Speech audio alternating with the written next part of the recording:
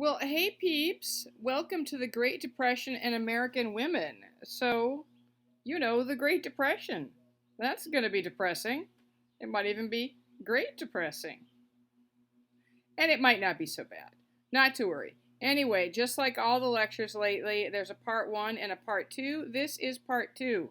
That picture you're looking at there, that photograph, that's probably one of the greatest photographs ever taken in American history. It's called Migrant Mother. It was taken by a woman named Dorothea Lange, and you're going to watch a YouTube video, an American Experience PBS video about Dorothea Lange, and you're going to learn more about her. Also, I'll probably talk about her more as we come along, but you probably have seen that image there, and it's famous because it's a really great photograph, and it also encompasses many of the signal problems of the Great Depression in its pathos. Right? Okay, on with the lecture. So just some intro context stuff. This is a date students often, and students tend not to be good at dates, and that's cool. I don't really like dates either, or I didn't for much of my history. I don't mind them now, but it's no fun to be asked to regurgitate dates when they don't mean anything to you. But students often know the date for the Great Depression, and in class I'd ask, when did it start? And somebody would call out the right date. It's October 1929. And indeed, if we had that newspaper on a bigger screen, you'd probably see a date on a newspaper. Any day. What happened? And here's another question you can usually happen. So what happened in October of 1929? Oh, look, it says it right there in the newspaper. The stock market crashed. Now, I'm going to be super honest. For most of my scholarly history, I had no idea what that meant. I learned that in high school. I learned that as an undergrad. I learned that in graduate classes getting my PhD. The stock market crashed and the Great Depression started. And I repeated it like it was real. And then I was writing a book in which I had to understand the economic downturn of 1873, which was a depression. It wasn't the Great Depression. Indeed, the Great Depression wasn't the first or the only economic depression in American history. It's called the Great Depression because it was the last really, really big one. Even the recent recession was nowhere near as big as the Great Recession. And the thing we're going through now with COVID, and you may be listening to this when it's over, but the COVID downturn, nothing compared to this either, and that's because what we have now in place are we have things to catch us before we fall too far, and we'll talk about those. But nonetheless, so the stock market crashed. What's that mean? Now, if you're a little bit older and you remember the Great Recession, this may all make sense to you. So just ride along while I explain it to the rest of you. And it's always good to have a tiny refresher course on why the stock market matters to regular people when it doesn't feel like it should. Right? Next slide. The stock market crashes, and that affects banks. And you care about banks because banks do two things. One, they keep your money. So when I get paid, Mount Sac doesn't give me an envelope full of unmarked bills. No, indeed, they direct deposit to my account at the bank. So if, for example, this was 1929, and the stock market had crashed, I might think, oh no, what about my checking account? And I might rush to the bank like all these people did to get the money out of the bank before the bank collapsed. Why would I think the bank would collapse when the stock market crashed? Because the bank doesn't just keep your money out of the goodness of its heart. The bank invests money really in two places. One, it loans out money to people. So you need a loan to buy a house, you need a loan to buy a car, you need a loan to buy a camper or a boat, or I don't know, whatever you're buying. I don't know. Credit cards are ways of getting loans, right? Money on credit. So banks make money that way. The other thing banks do is they take that money that you deposit in the bank, that I deposit in the bank, like my Mount Sac paycheck, and they invest it in the stock market. So if I'm a savvy person, I know that. So when I hear the stock market's crashed, I think, oh no, my bank's just lost a bunch of money.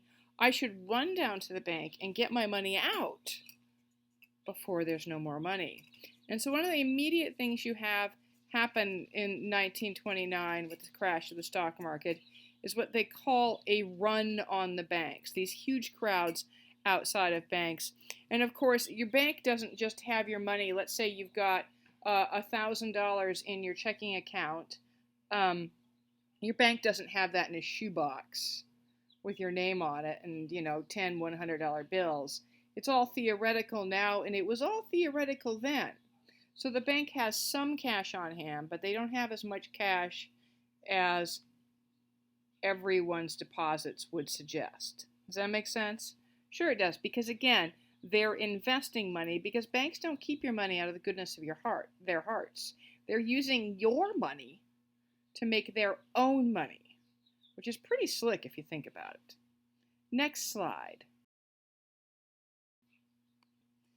So as you can imagine, banks thought, well, we would prefer to give Peg back her $1,000 because if we don't, she'll be very, very angry with us, and eventually, when things get better, she'll take her business to another bank, and we don't want that.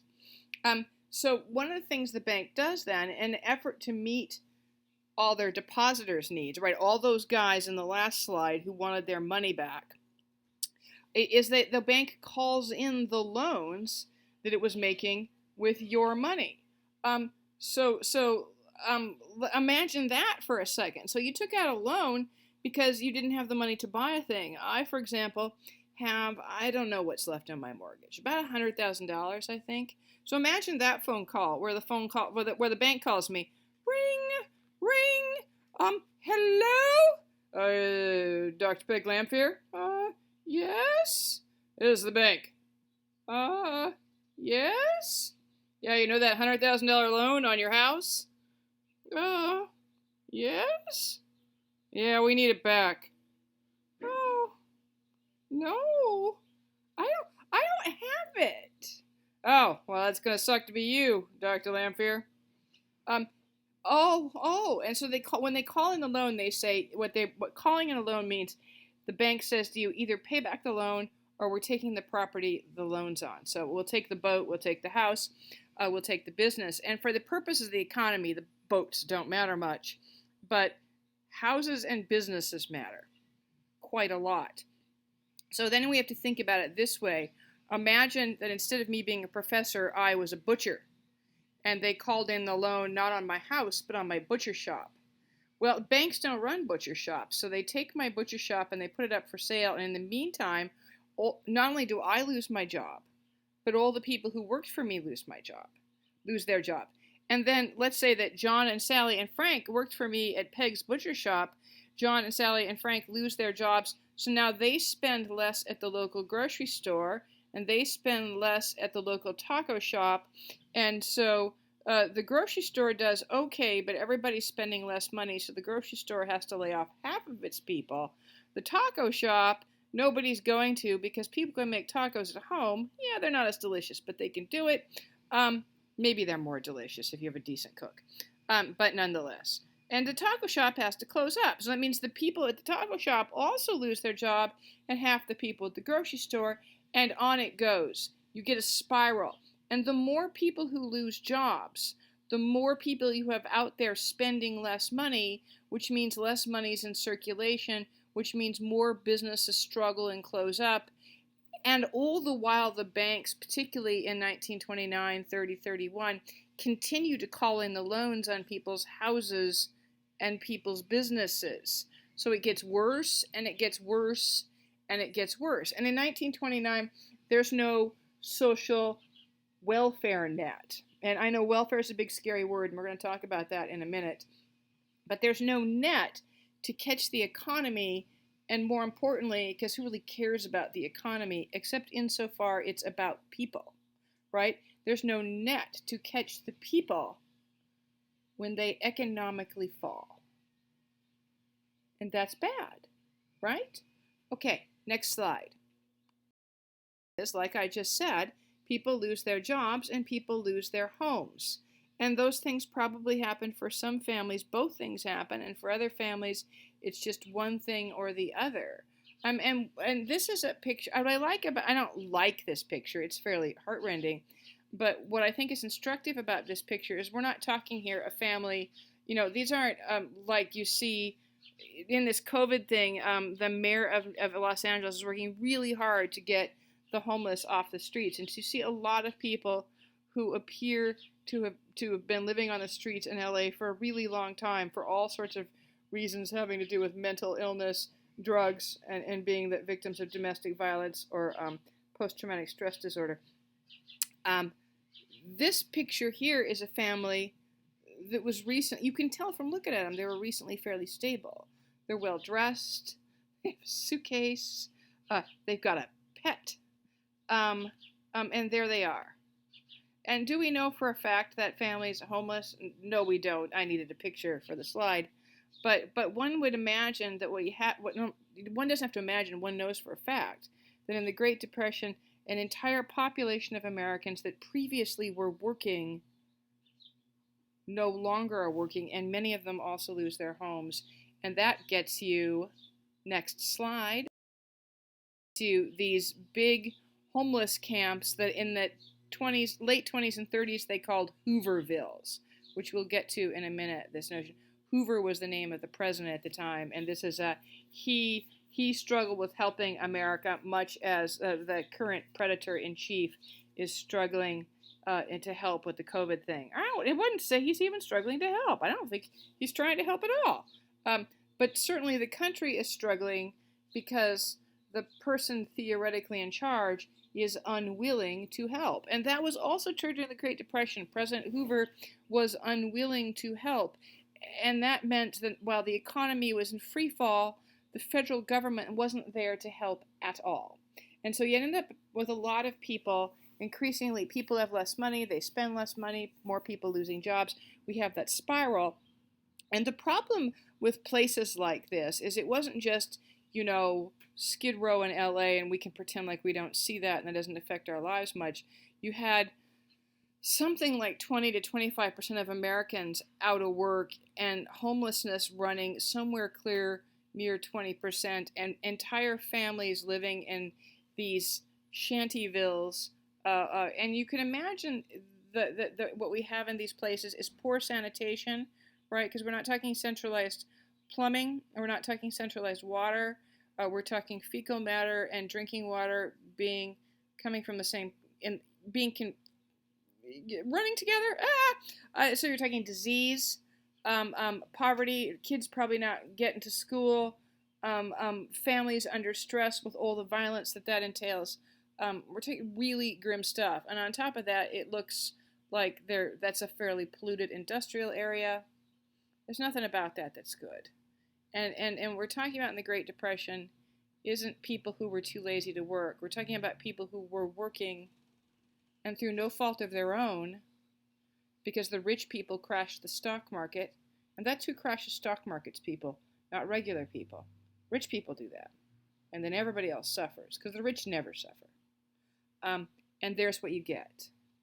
Because in America, in capitalism, that's what happens when the rich F up. Next slide. Increasingly in America, we lived in America, even then one of the richest countries in the world, and we couldn't feed ourselves. If you blow this slide, if you get this slide as big as you can on your computer with everything, what you'll notice about this picture is there's a few things that are noticeable about it. One, everyone standing in the line is a man. It wasn't considered appropriate for women to stand on these food lines. The notion was that that women had a man, and the man could stand in the food line for you, and that's all very well and nice if you have a husband who will do that, or have a husband, period. But if you don't, then what do you do? Right? The other thing that's noticeable about this is that there's a mass of people there standing in line, and the police are there to protect the two rich guys who don't have to stand in line. And I'm not about to badmouth the police in general, but be super aware that in American history, the police have always protected the interests of the rich first. That is indeed their job. And so the police are there not to help all those poor men standing in an unbelievably long food line. They're there to make sure the poor men don't get unruly when people who don't need the handout come by. Huh.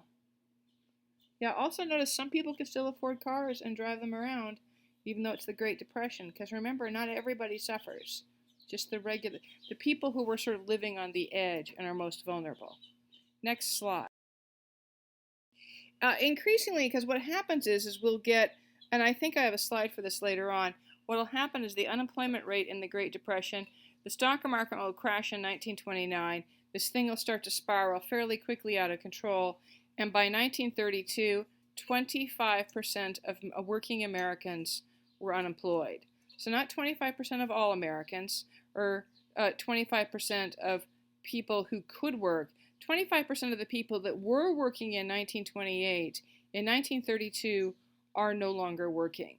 So that's not just a 25% unemployment rate. It's probably, when you count in that unemployment rates also count the people who just aren't going to work no matter what. And, there's always those people. And the people who can't work for all sorts of reasons.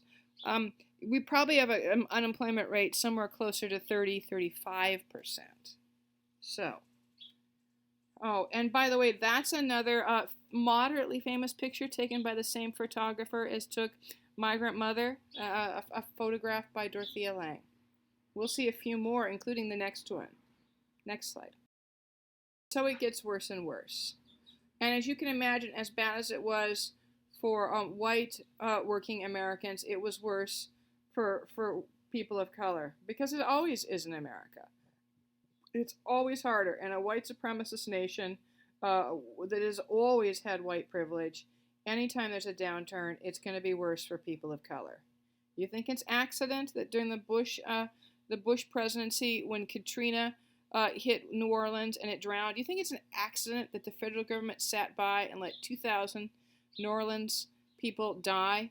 New Orleans is a black city. It wasn't an accident. It wasn't like Beverly Hills was underwater. So it gets worse and worse. One of the things I like about this picture is you get a notion of a place that was never very prosperous. Look at this store. It isn't like this store times suddenly got bad in the Great Depression. This is a place that always served poor people and always just barely got by. The foundation is stacked up rocks. The columns it looks like tree trunks that the branches have been just hacked off of. So imagine neighborhoods where things are that tough and then this happens. And some of you don't have to imagine, right? And for which I couldn't be sorrier. Anyway, hey, let's look at some numbers just to really make things depressing. Next slide. Like I said, 25% of all employable Americans were out of work by 1932, almost 13 million people. That is the highest unemployment rate in American history since we started counting it.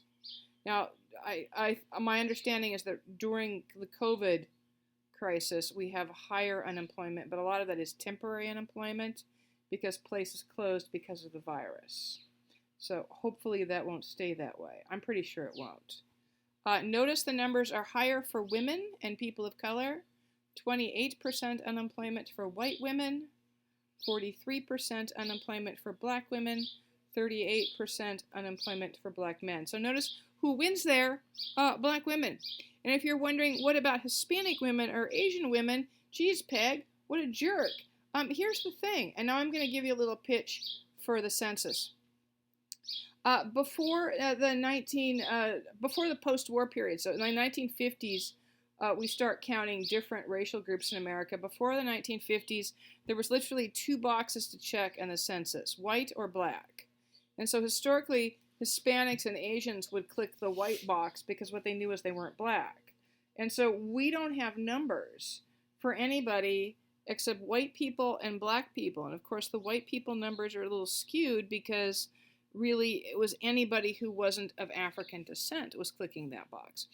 And I hear a lot of people complaining about the census and why should, there's something suspicious and nefarious about the federal government counting up people by racial group. And here's the thing.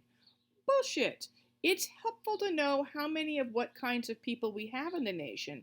Wouldn't it be helpful, for example, if the President of the United States understood how many Hispanic people there were in America so he wouldn't say things like, I hear they're all rapists? Wouldn't that be a handy number to have? It is a handy number to have. For historians, it's super helpful to have. We love censuses. Every 10 years, the United States Census, funded by the federal government, counts Americans up, and it tells us a lot of really interesting things. Not just how many people we have, but what kinds of groups they are, what kinds of religions they are, what's their sort of socioeconomic position, and then you can track change over time. What was those people's position in the 50s and the 60s and the 70s? So, fill out your census form and quit complaining about the racial boxes. They're helpful for all sorts of reasons that have nothing to do with racial profiling. Okay? Yeah. Anyway, unemployment, bad, right? And again, I can't tell you about any other group. One would guess that the unemployment numbers for Hispanic men and women and Asian men and women were comparable to black men and women. But we would just be guessing. I think a smart guess, but a guess. Next slide. So this thing affects everyone, men, women, and children, but it is, as I've said before, harder on people of color and the poor. This is another Dorothea Lange picture. What I like about this picture, a little like that family walking down the road with the dog, is this a family that you can tell if you really look at it, has only recently fallen on hard times. One, and this is super important, they have a car. Hold on, the phone's ringing. I'll be right back. All right, sorry about that. It's not that I thought the phone was more important than you were. I just didn't want it to be ringing while I was trying to talk. Anyway, you can tell this family recently fell on hard times. There's the car. Also, notice everybody's wearing pretty decent clothes. I particularly find this young woman standing in front, I find it really instructive. That's a cute, fairly nice dress, but look at the way it fits her.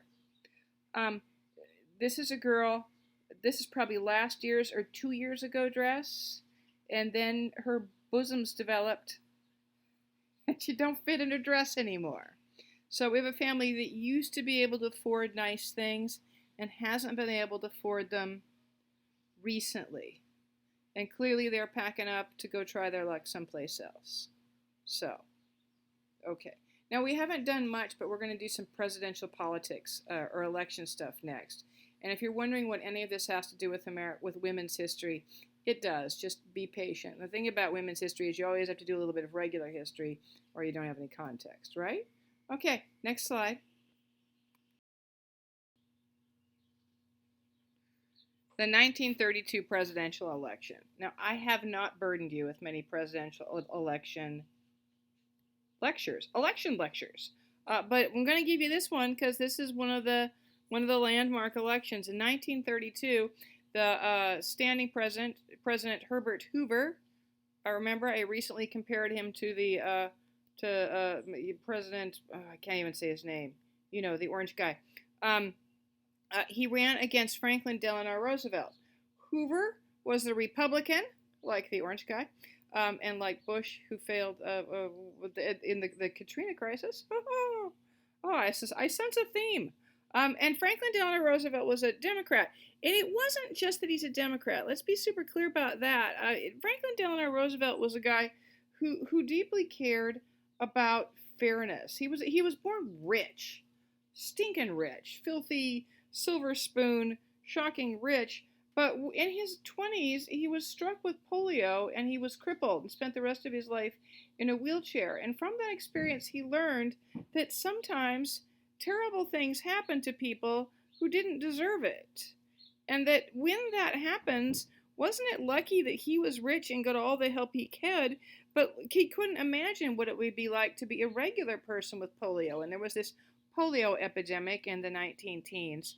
And he was like empathetic enough and raised with another sort of enough of a sense that of the importance of the rich helping others, that he takes that kind of noblesse oblige, I am rich, therefore I should be nice to the peasants, And he combines it with a very real world lesson he learned from catching polio, which is sometimes bad stuff happens to good people. And he combines it to make himself a particularly interesting, empathetic president who is profoundly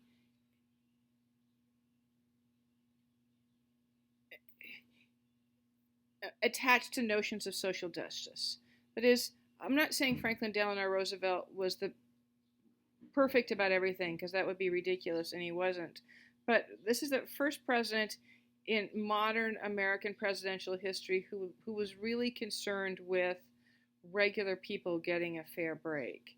And it's not that, President Wilson in the teens was a Democrat too, but oh my God, he was a terrible human being. He was a racist and a sexist and didn't care about the hoi polloi at all. So it's not just that Roosevelt's a Democrat, it's that he's Roosevelt. Also, we're going to find out he is helped by having a really astounding human being for a wife.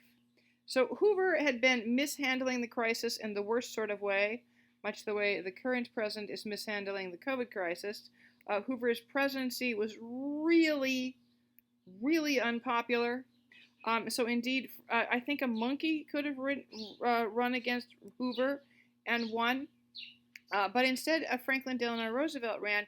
And what was cool about that, on top of the fact that he had this social justice commitments, is Franklin Roosevelt also ran what historians consider the very first modern presidential campaign. That is, instead of just saying, vote for me because I'm a cool dude, he said, vote for me, I have a plan. And every time he gave a speech, he would roll out another part of his plan. That is, he was running to be the president of a country in economic and social and cultural freefall. And so he had this plan to get America back on its feet financially, psychologically, he had all sorts of kind of plans for things to make us feel better, and plans to put people to work, and plans to make sure this never happened again. And so he called this big plan he called it a New Deal for Americans. And it eventually began, people started calling it the New Deal, and that is indeed what we still call it. Come the election in the fall of 1932, FDR won handily. He was inaugurated then early in 1933, and in his first 100 days enacted a passel of legislation to help the country, in part because he had this plan all ready to go. So the second he's officially the president, he can just take a run at the problems. He's also helped, as I said, by his wife, Eleanor Roosevelt. He is probably the first modern president because he's working on plans to make things better even before he's elected. And his wife is considered the first modern first lady because, unlike previous first ladies, she didn't see her job as just to be like the president's wife and maybe the lady who hosted teas for rich ladies and had photo opportunities wearing nice clothes. That sounds like some first lady I've heard of recently. Who could it be? Okay, never mind. Anyway, Eleanor Roosevelt, her notion was that she was the president's right-hand woman. So, next slide, I got you a good quote. I love this quote. FDR would ask, what can we do? And Eleanor would push him by saying, what should we do? So she was his conscience. She was probably more committed to social justice than he was. He understood fully that he had married this astoundingly intelligent and capable woman. And when she said, well, let's try to do more, he'd say, okay, let's do that. So here, you want to hear about Eleanor? You do. She's so cool. Next slide. Before Eleanor Roosevelt married FDR, her name was Eleanor Roosevelt because she's his cousin. And that's a thing. I think they were second cousins, to be honest. Anyway, Eleanor grew up also in a rich part of the family, but a really clear sense that she was a homely girl and that she was going to have to make her own way in the world. So unlike a lot of rich girls, she wasn't raised to be a debutante and to do the teas and stuff, and she didn't think of herself that way because she didn't think anyone was ever going to marry her because she had been told her whole life she was ugly. So she went to college, and she could do that because her parents had money. And then when she got out of college, she worked in a settlement house helping poor women. And we haven't had a lecture about settlement houses, and I always regret that I don't have that somewhere in a lecture. The problem is I can't teach you everything, right? She worked the settlement houses before you had social services, before you had a federal government who said maybe our job is to help people. You had these do-gooder ladies who would put up these like centers for helping particularly women, these settlement houses. And at the settlement house, they might have a bunch of rooms that you could rent inexpensively. They would have lessons in English for immigrant women. They'd have lessons on how to use a sewing machine so that you could go off and get one of those factory jobs, which paid not, those were bad jobs, but they were better than being a maid. They often provided child care for women who had to go off to work. So a settlement house is a kind of clearinghouse to help women with things that no one else was helping them with. She also campaigned for women's suffrage. At this juncture, you should have seen 2 weeks ago, you should have seen Iron-Jawed Angels. And so you know that not only did women not have the vote in American history from the birth of the country in the 1780s to 1920, but that the fight women had to put up to get themselves the vote was long, arduous, and a lot of work. And Eleanor Roosevelt was one of the many, many, many women who worked on that. She also belonged to the National Consumers League, which you've probably never heard of, but it's a really important organization. It still exists. It's a workers' rights organization. And the notion was that they tried this campaign in the 20s and 30s. That is, you could get, if you treated your workers decently, if you paid them right and you had safe conditions, you could get this special white label on your clothes. And then consumers who cared about that kind of thing, people like me, do-gooder weirdo ladies, could say, I'm going to buy this piece of clothing because this clothing maker treats their people decently. I think they should bring that back because I think a bunch of Americans are like, I don't fucking care what it costs. I'll buy the cheapest shirt possible, and I don't care if Asian ladies or children in a sweatshop made it for 12 cents a day. I don't care. And that's literally all the crap you buy at Forever 21 in those kinds of places, right? Let's be super honest about why that stuff's so cheap, right? That's cruelty-laden sweatshop clothing. But there's a bunch of us who would pay more for a t-shirt if the worker was making a living wage and working in safe conditions. I certainly would. And I'll be honest, I can afford to. Anyway, so the National Consumers League. She also belonged to the League of Women Voters. Remember the National American Women's Suffrage Association from Iron-Jawed Angels, the organization that worked to get women the vote? Well, after women got the vote in 1920 with the 19th Amendment, the National Association of Women's Suffrage shifted and became the League of Women Voters. And the League of Women Voters is still out there today. It used to be that those ladies, they tended to be sort of middle and upper middle class volunteer ladies. They used to run all the voting booths. These days, there's just not enough of those ladies around anymore. But the League of Women Voters still primarily works on making sure everyone has a fair chance at voting. So, for example, the president-in-chief, the predator-in-chief right now is back to talking about how people should have IDs for voting, and that's a way that conservatives can keep poor people from voting. And the League of Women Voters is like, no, that's not fair. That's a way you keep poor people from voting. Why would the president and his party want to keep poor people from voting? Because poor people tend not to vote for that party, the party of the orange president. Right? Yeah. Okay.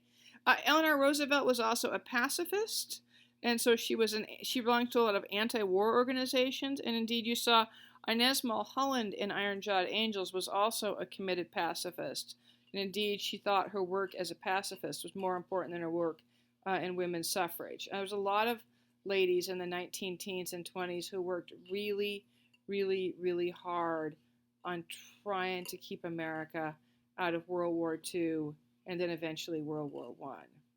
They were ultimately unsuccessful. And then she also worked for Eleanor did, also worked for the Women's Trade Union League, reforming workers' conditions. This is a trade union league, so an organization of unions. And of course, unions, what do unions do? What do unions always do? They protect workers against owners. They make sure workers make a living wage. They make sure workers, and this is probably more important actually than the wage, that workers work in safe conditions. So she did all of that stuff before she married Franklin. Next slide. Quote, indeed, Hillary Clinton adopted it. She modified it. Hold on. Working rights are human rights. That was what Eleanor Roosevelt said. What Hillary Clinton said was women's rights are human rights. And Hillary Clinton was obviously making a homage to Eleanor. But there's a notion that taking care of workers is that working in a safe place for a decent wage is a basic human right. And it should be, right? Yeah. Anyway, next slide.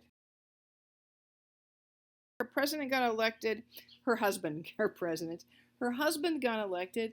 And just as he was inaugurated, she published this book called It's Up to Women. So there we have this immensely talented, college-educated, social justice working first lady. And then she publishes a book, and it's essentially all about the importance of women's work in this economic downturn that we now call the Great Depression. And I like this quote here. Women know that life must go on and the needs of life must be met. And it is their courage and determination which time and again has pulled us through the worse crisis than present one. And I think that is in large part true. I'm not suggesting that all women are brave and determined and pull their families through crises, or that men have never done that either. But certainly, as I think you'll find out in any crisis, it is oftentimes women who have to step up and do the extra thing. I know every 2 weeks when I work at the food bank with my lady friends during this COVID thing, it's ladies. It's older women working the food bank, and the guys are I don't know where they are. They're not there. They're wherever they are. Anyway, they're places. Anyway, Eleanor. Next slide. During the Great Depression. How was this a chick thing? It wasn't caused by women. Nope. And fundamentally, it won't be solved by women. It's going to be solved by the federal government and Franklin Delano Roosevelt. When you have a huge crisis, Katrina, COVID, the Great Depression, you need the federal government. You need a great big organization. All individual people can do is take care of the little circle that they're in. Wear your masks, stay 6 feet apart, be nice to people. Don't post douchey things on Facebook. But the big problems aren't going to be solved by people being nice or working hard. The big problems have to be solved by the federal government. So what's that have to do with women? Not a ton, but it is, I think, solving the little problems that America, that's where we live, right? We live in the little problems. So in 1935-36, so in the height of the Great Depression, so Franklin Delano Roosevelt's been elected. He's implemented the New Deal. It's making a little bit of headway, but not a ton. The median income in America, so the average income for Americans, was $1,160. Just tiny. And I know we're talking 1930s money, but that's still tiny. That's $20 to $25 a week, which then had to cover everything. And so in moments like that, when a bunch of Americans are living in poverty or near poverty, what you can know is that it is up to moms, primarily, moms and grandmas, to stretch the family dollar. And you do that by making do. You make do. You figure out how to stretch beans and rice into 13 meals, and a pound of meat into 14 meals. You learn how to you don't buy stuff anymore. You make stuff. You all the stuff that you do, the day-old bread, the leftovers, the all that pinching of pennies is historically something done by housewives. So, uh, and that kind of labor was really important. I want to show you this next slide because I think it's a great picture. Don't look at her. Isn't she great? This is her pantry. I love to see behind her. That's her ice box or her refrigerator. That's that. But then there's all her canned goods. And I think this is astounding because I am a gardener and a canner myself. And I know how much work it is to grow a garden, to pick the stuff and to bring it inside and to can it. And I live in a house with air conditioning and a gas stove. This is the 1930s, and this lady, and when do your vegetables in your garden get ripe? Oh, in August and September when it's hotter than blazes.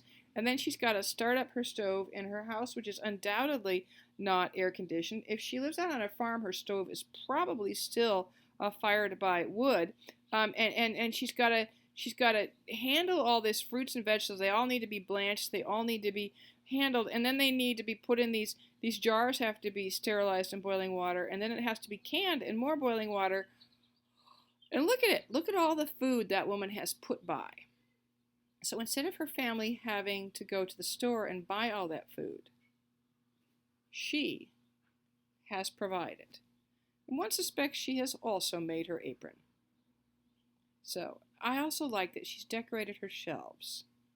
Good Lord, what a woman. There's a generation of people. Isn't that neat?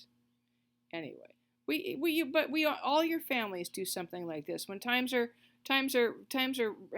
fat, and you can call out for pizza and the blah blah and the blah blah, and then times get tough and everybody figures out how to spend a less money, and oftentimes it's the women in the house, not always and not only, but oftentimes, who figure out how to stretch a penny, who figure out how to make do. Next slide. Is that the end of part 1? Oh, thank goodness. Peg has talked for 42 minutes. She's making my brain hurt. Okay, I'll see if I can talk less in part 2. All right? See you there. Good. Bye.